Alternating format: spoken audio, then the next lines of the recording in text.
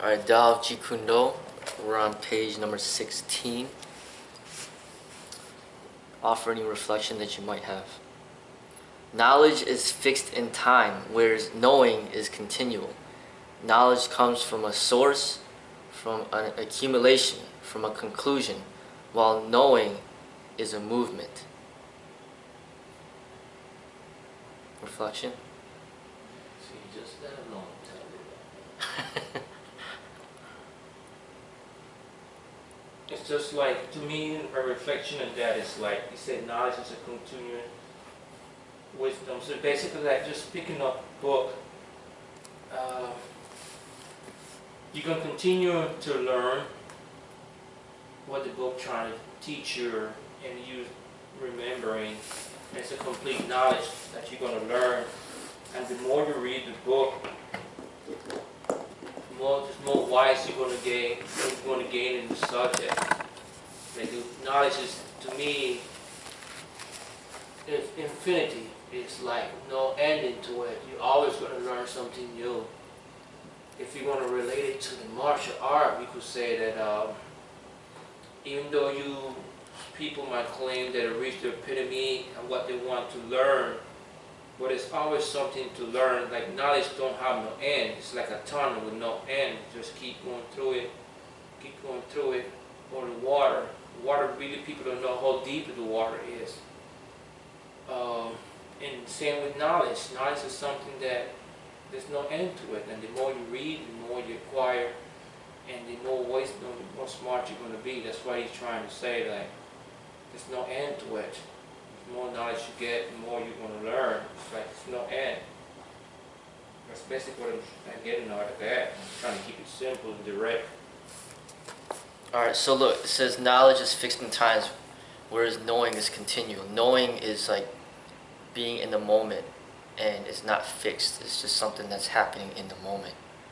Knowledge is fixed in time. It's kind of like this book. Like, it's fixed. Like, it doesn't change.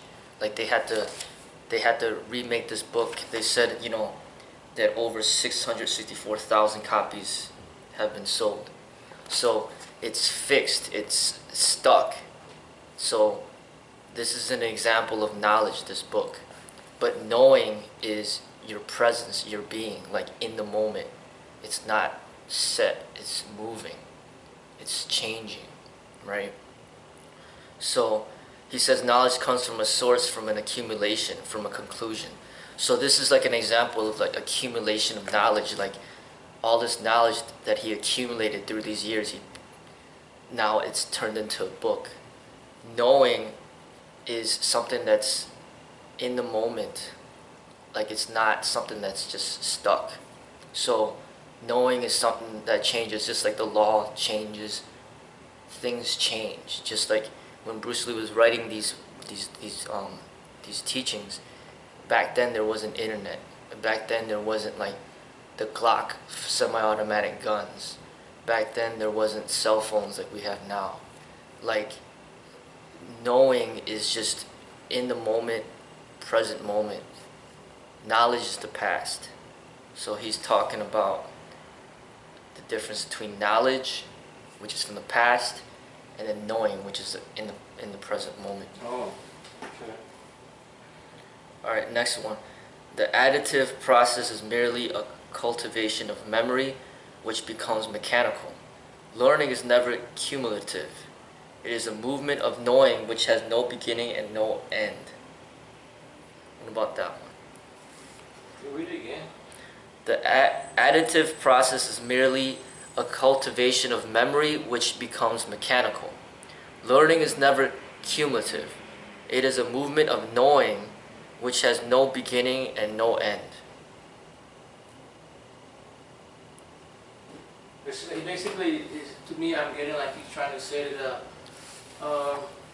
when you're trying to, like, for example, we trying to practice here by memory.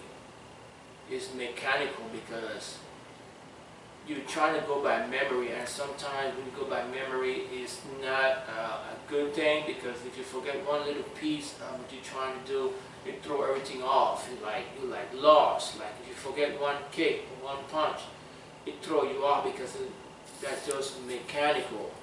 Memory is mechanical, so you want to like flow and go and grasp and understand what you're doing, and then it will fall in place. But that's why it's like if you're trying to do a formation or form, and you're actually trying to do that like in sparring, where you're doing it by memory, and if the person don't do and you're fighting with, you're sparring with, he respond differently, or you expecting him to respond based on your memory of how the form is supposed to be, and you throw something different into the mix, you will be lost because you become mechanical.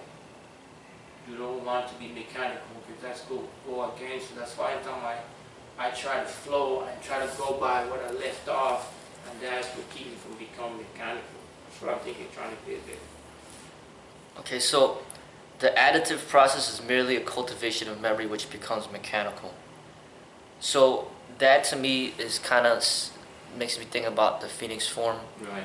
where we keep adding, and then it's a cultivation of memory because you got to remember everything that we added, and it can become mechanical because you're doing like the same thing over and over again, which is like you're like end up becoming like more like a machine, right? Now he says learning is never cumulative. It is a movement of knowing which has no beginning and no end. That gets me to think about being in the moment in meditation, kind of like safe sparring. Like there's no you don't know what's gonna happen. You don't know where they're gonna try to hit you, what they're trying to do to you, and then you gotta respond at that moment. And the best way to respond is having a clear mind, like you don't think. Mm-hmm. Now, he might be choosing one over the other in this writing, but I think the true way is not choosing, but just identifying the difference between the two, because there's a benefit of memory, and then there's a benefit of no memory. There's a benefit of mind, which is like the Phoenix form, and then there's a benefit of no mind, which is like the safe sparring. Now, when he says, okay, the additive process is merely cultivation of memory, which becomes mechanical. Okay, he's talking about becoming mechanical, and sometimes he might at this time frown upon it. Some other people might frown upon it, but the truth of the matter is, you look at a lot of times when people, as athletes, perform at a very high level, they're like, wow, this guy's like a machine, because a lot of times humans will never be able to outperform a machine. Like if you're trying to like outrun a car, it's just not gonna happen. Or like you have a person that's riding a bike, which is a machine, opposed to a person who's just running. Or like a machine could just stay up all 24 hours and doesn't need any sleep, but human beings need sleep. So you see, a lot of the things in this world, when it comes to athletics, it's always about going faster, becoming more efficient.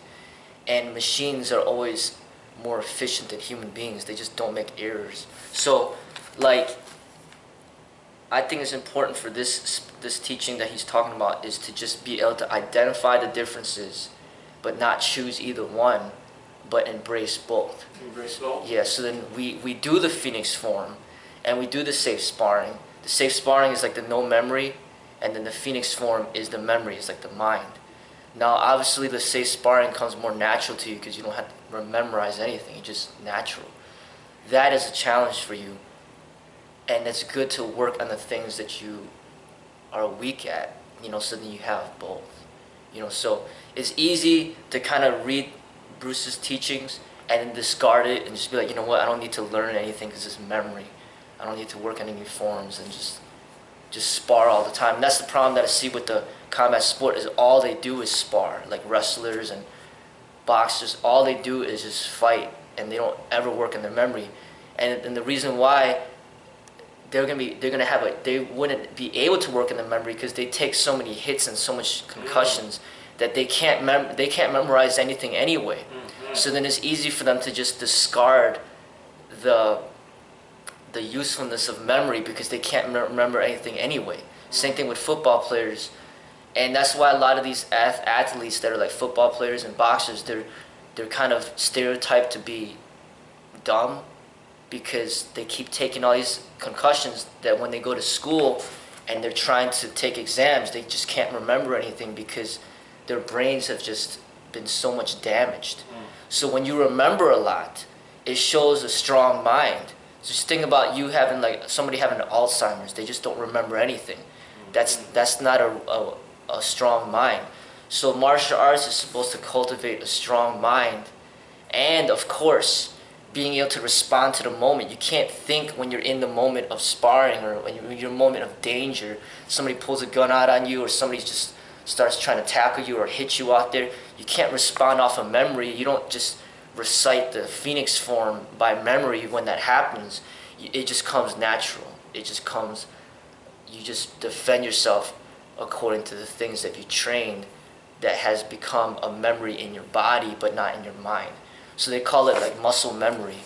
Like when you train in the Phoenix form so much and you're doing all these things with your body, all these movements, all these kicks, all these attacks, during the moment of danger, that's supposed to just come in natural, where you're just trained that, okay, you know you're in danger, you just end up chopping him in the throat, and you've done that hundreds of thousands of times to the Phoenix form. Or you kick him in the leg and you kick the feet, you know, the wooden dummy thousands of times, and then your leg is not new to your, you know, the techniques are not new to your body. You know, it's trained. Okay. Next one. In martial arts cultivation, there must be a sense of freedom. A conditioned mind is never a free mind. Conditioning limits a person within the framework of a particular system. What do you get from that one? What I'm thinking, Bruce, I'm getting that Bruce didn't believe in forms, the type of forms and all that stuff. He would mostly believe in free and freestyling, or I don't think he had like, okay, this is the Bruce Lee form that we all got to do. I don't ever heard it. I don't think he ever believed in this form. I think he believed in being open-minded, free-minded, and just go based on instincts and be free. I said, what I think he was like, okay, just be free. Don't try to be mechanical in the sense that, okay, you got to learn this form, or if you don't learn this form, you're not going to advance in the next class. I just think that this part of what he's saying is he clearly choosing the path of freedom instead of the part of mechanical, the memory part. And this passage right here, I think, is what he's saying. Don't be restricted, just be free, free expression on yourself. I think that's what he's trying to say here. Alright, so this part is a little different from the part before it. It says, in martial arts cultivation, there must be a sense of freedom. So he's talking about when you're developing yourself as a martial artist, you must feel free, you must be free. So now he says a conditioned mind is never a free mind. So that gets me to think about, like, when you're born into a religion. Like, you don't even have a choice. Like, your parents just push a religion on you as soon as you're born. So as soon as you're born, alright, they're like, okay, you know, go to church, you know, you're a Christian now. And then that's conditioning. Conditioning is when somebody trains you to be set in a pattern. So they condition you to be a certain religion since birth, then you're not free anymore. You're conditioned towards that way. So now he says, conditioning limits a person within the framework of a particular system. So then when you're conditioned to be like a Buddhist, a Christian, a Muslim, or whatever, you're stuck within that system because that's what you conditioned. So then that ends up happening is you start choosing that system over all other systems of belief. So then if you say that I'm a Buddhist and then you don't believe in what the Christians believe in or what the Muslims believe in, then you're conditioned within the framework of that system. He's saying to be free from that, to just not even be conditioned at all. Like, don't be conditioned into any specific system, but then to be free, you know, to be free to basically learn from everything. You know, yeah. And when he's talking, I mean, what you just said is good, it's great. But I think when he's talking about system, I think he's talking about different martial arts style that don't be conditioned. Okay, because you practice this style, you shouldn't do this other technique, or you shouldn't punch. If you do karate chops. If you do whatever, don't be conditioned to believe there's nothing else out there.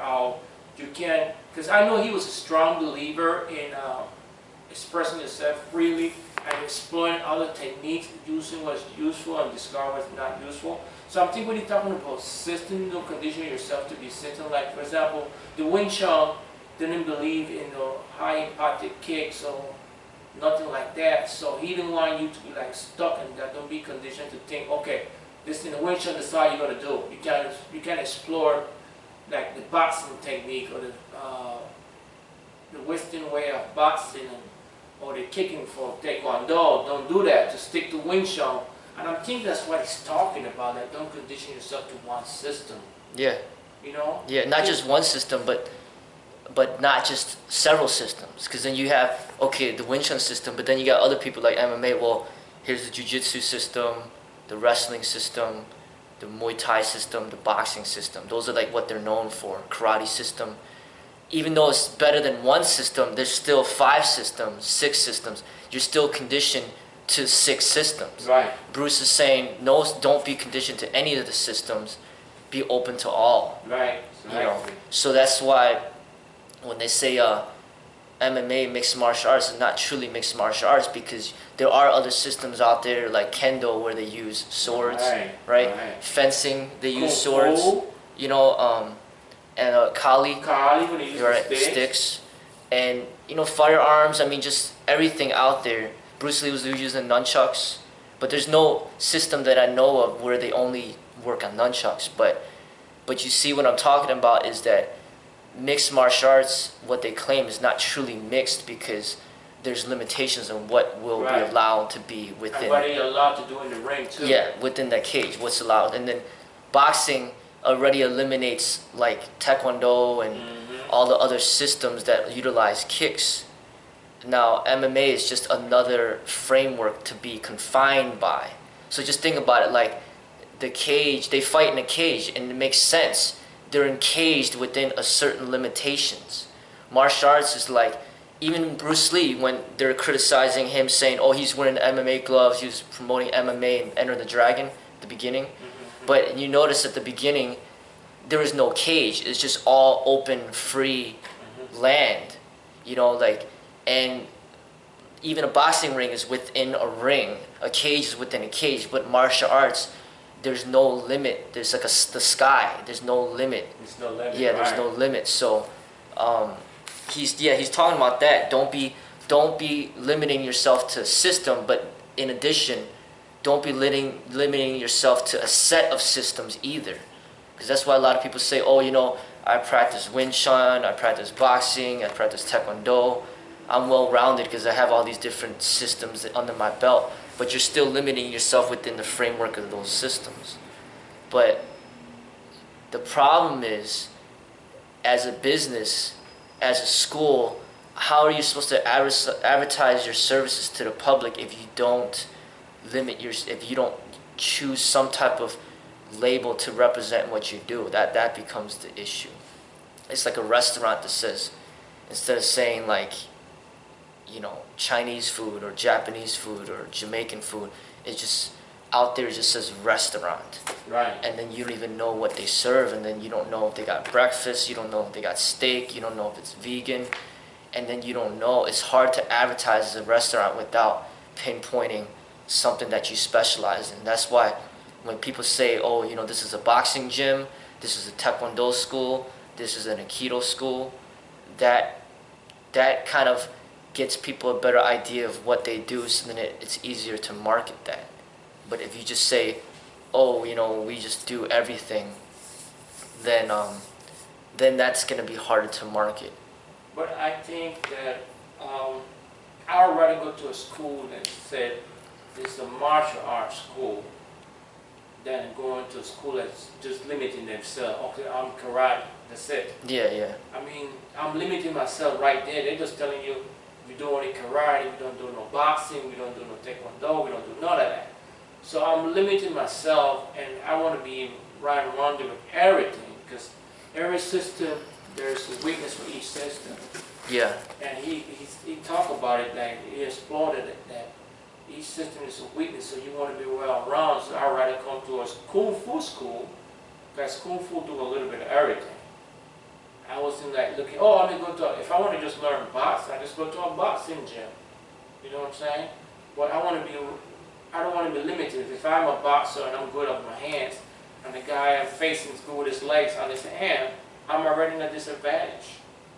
I think the reason why a lot of people choose to join those other schools or systems is because they don't have a choice. Because if that's all that's available, then you either join the school of that system or you just remain by yourself. And a lot of think Bruce Lee's disciples or his followers are like independent. Like they're like operating privately. Like you know the truth and you know not to limit yourself. But then there's so few schools that have that philosophy that you either train on your own or you end up joining a place that limits themselves to some type of system. It's almost like, like say you're trying to buy a car, BMW, whatever, you know that there's a better model, like the best model, but then they're not selling that here. They're only selling like the lower models, and then you either don't buy the car or you end up buying a car that's limited. Right. And that's kind of like boxing. So that's why some people would join like a boxing club, train for like a couple years, and then they join like a wrestling club, train a couple years, and then they join like a jiu-jitsu club, train a couple years, and then they'll be like, well, out of all my experiences, I follow Bruce's philosophy, but there's no school out there that has his philosophy. FNK. Yeah, but I'm saying like other than what we do, you notice that mostly everybody's confined within something. And a lot of, when we have such a type of philosophy like this, a lot of times you end up you're training independently. Because not only do we not limit ourselves to systems, but we don't limit ourselves to rules. We don't train for the Olympics. We don't train for tournaments. Right. And we train for survival, right? And very few places will ever do that. Most places that you go to will always be preparing for some tournament. And as soon as you prepare for a tournament, you're no longer training as a primary objective to survive out there. You're focused on the tournament. Because you're thinking about, hey, Taekwondo, I kick him in the face, I get 3 points. I'm not even allowed to punch in the face. So I can't even punch in the face. So I'm going to keep working on my kicks to get those 3 points. And next thing you know, you're getting attacked out there in the streets, and then your body's trained to kick and not punch. The person's coming at you with aggression, and then you don't want to punch them because your body's trained to kick for those 3 points. Right. And it's the same thing with the cage fighting. It's like you're trained. Oh, you're not allowed to eye gouge. Otherwise, you're gonna forfeit the match. Right. So you just condition your body to respond in a way that's not efficient for the streets. Like you're conditioned. Oh, it's okay to ground fight because there's no knives involved. But then out there, all of a sudden, a knife gets introduced into the fight, and then you get stabbed to death. Bottle in your head. Yeah. So it's like all these. As soon as you start training for a tournament, you're already stepping away from the real life, the real life, and the real martial arts as far as like no limitations concerned. So Bruce is like one of the very few that ever stuck to what's limitless. Everything else pretty much gives into some sort of limitations because they want to either make more money or they want to join some tournament. Taekwondo, karate, judo, wrestling, those are all in the Olympics. So clearly, everybody that trains in those sports will be training to try to get to the Olympics. And then they're like, if I train in this sport, I might make it to the Olympics, I might make a gold medal, I might make a lot of money. But if I train in what Bruce Lee trained in, then what do I get out of it? There's no tournament for Bruce Lee's methods, There's no such thing. It's more like street survival and spiritual enlightenment. So that's why you see very few people that will hold true to Bruce's methods because it's tempting to give in to just, you know what, forget just being forget about being a martial artist, let me just be a boxer, because then I could be like Mayweather, make billions of dollars potentially. If I don't become like Mayweather, then I might at least make it to the Olympics. I might get a gold medal. If I don't make it to the Olympics, then maybe I could just make it to amateur boxing and get a little money, or maybe I could win the Golden Gloves. Like there's so much enticement to get away from like the real martial arts or Bruce's method, and go into combat sport, because there's just so much temptation. The money, the fame, the opportunities. So that's why you will rarely ever find a school that will hold true to like Jeet Kune Do and Bruce's teachings, or like real martial arts in general. That where you're training for like pure survival and also for spiritual cultivation. So, but we'll stop it there. Page 16. Yeah.